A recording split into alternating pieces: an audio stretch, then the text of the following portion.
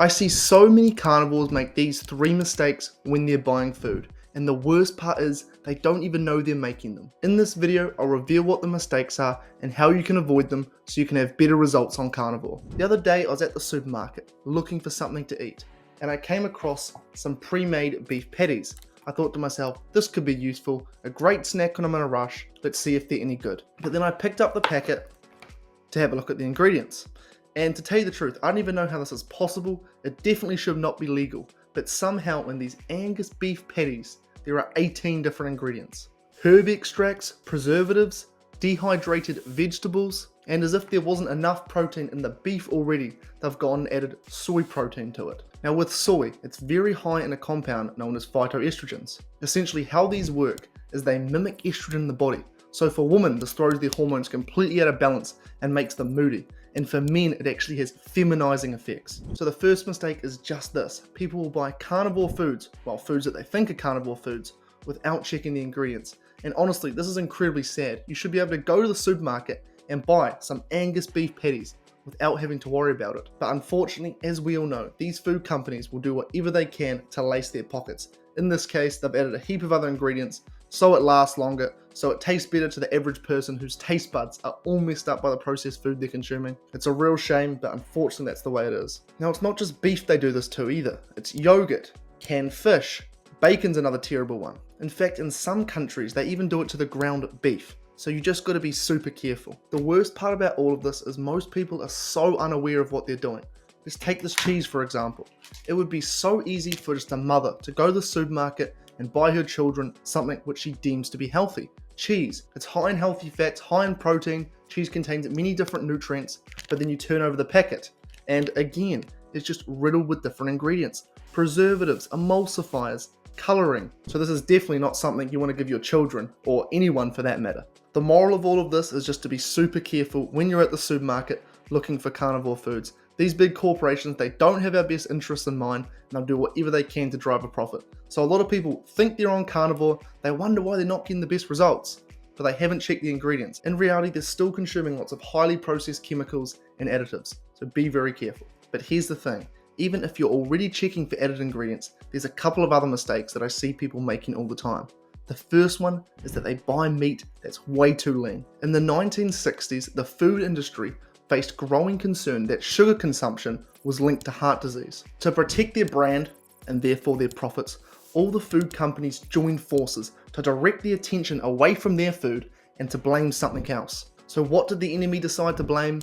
Fat. In particular, saturated fat. Even though heart disease was this new disease, they decided to blame it on the one food that we've always eaten. They did this by paying off highly credible scientists to publish papers that allegedly showed saturated fat was bad. These studies were published in very reputable journals and people ate it up. All of a sudden, red meat was villainized. The amount of red meat consumed around the world started to decrease. At the time, there was no requirement to disclose industry funding, so the public and policymakers took these findings at face value, and fat became public enemy number one. As a result, the dietary guidelines in the 1970s and 1980s changed to recommending low-fat diets. So food manufacturers started removing fats from their products and increasing the amount of sugar that was in them. This shift caused sugar consumption to skyrocket, while rates of obesity, diabetes, and heart disease followed. Decades later, still more evidence continues to come out showing this malpractice by the sugar industry.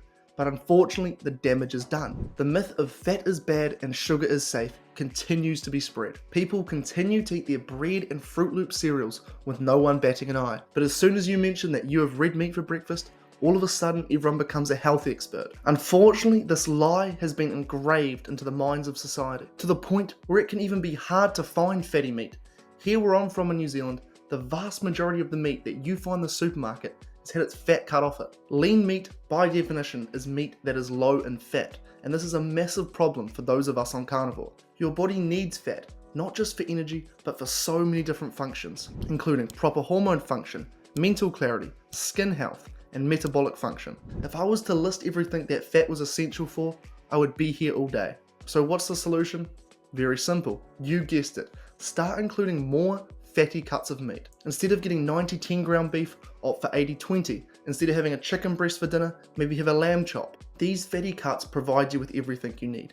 Even from a fat loss standpoint, people are scared of fat. They think that fat will make them fat, when in reality, fat makes you feel full, so you don't overeat, and then you don't get fat. Nobody ever got fat until we started mass consuming these inflammatory oils that poison our cells and therefore slow down our metabolism, as well as carbohydrates, which mess with our hunger signaling. Fat isn't the enemy, it is essential. More typically than not, these fatty cuts come from ruminant animals. Ruminant animals are animals that have a very complex digestive system. Their stomachs have 4 chambers, which makes them very effective at breaking down what they eat. The main benefit of this type of meat is that their complex digestive systems not only allow them to break down all the toxins in the food they eat, but because they're so complex, they're very effective at extracting nutrients from the food they're given also. Most chicken and pork nowadays, especially the stuff you find at your local supermarket, has come from animals who have been fed a very poor diet. These animals are fed these grains full of garbage ingredients. It's very similar to the human food I showed you earlier actually. The problem with this is that nowadays most chicken and pork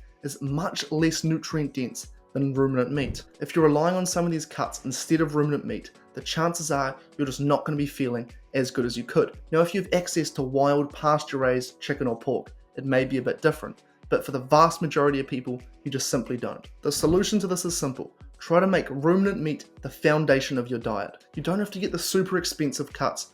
Every single cut of beef, or lamb for that matter, has the same nutrient profile. But if you include more ruminant meat, you're going to feel more satiated and have more energy. It's just going to make your carnivore experience as a whole that much better. Of course, it doesn't have to be the only thing you eat, but if you can try get ruminant meat at least once per day, it will definitely hold you in good stead. Earlier in the video, I talked about some of the harmful additives that are put in these foods. And in fact, there are 5 carnivore foods that are so toxic, I completely cut out for this reason. And in this video here, I reveal and break down why I completely avoid these foods and why you probably should too.